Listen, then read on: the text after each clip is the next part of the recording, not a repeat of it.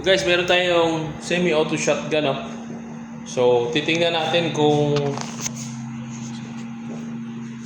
anong maganda. So, ito pala guys, no, ang semi-auto shotgun, no? So, ito guys ay 5 rounds capacity. So, check nyo kung ano maganda. Ito or yung naka 10 rounds magazine. Ito guys, no, yung magazine na 10 rounds. Yan guys, ano sa tingin mo guys na maganda? Ito, na naka semi-auto. Yan guys, no? Or yung naka 5 rounds, no? So ito pala guys yung kasama niyang magazine, no? Kasama niyang magazine, isang magazine na 5 rounds.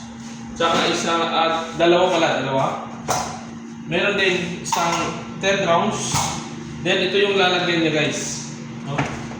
So, titingnan nyo guys, no?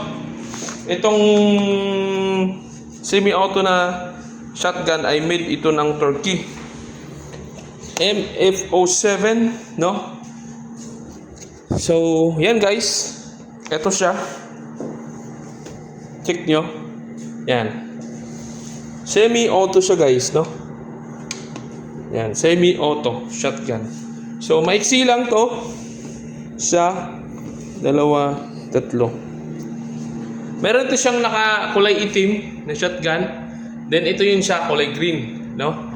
So kagandahan nito guys ng shotgun na to ay para siyang M4 type, no? Pwede mong salpakan ng 10 rounder tsaka 5 rounder.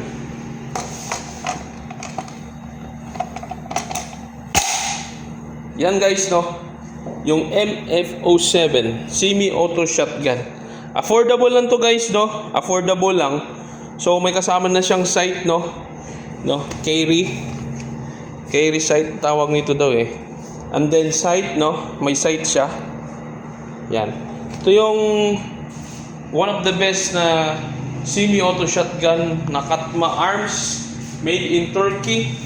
May 3 magazine kasama. Mayroon siyang extra sight, no?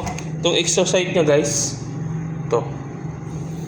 Then ang kagandahan nito, may box siyang maganda. Yan, no? Semi-auto shotgun. Yan guys, no? Semi-auto shotgun, maliit lang, extended, no? Magaan, handid dalhin, no? Ang kagandahan nito siya guys, ito natatanggal siya. Yan. Pwede mong palitan ito kung may pampalit ka. Naka-trade lang siya guys, no? Traded lang.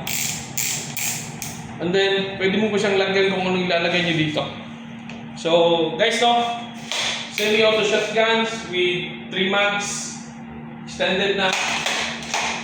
So guys, MF07 Katma Arms.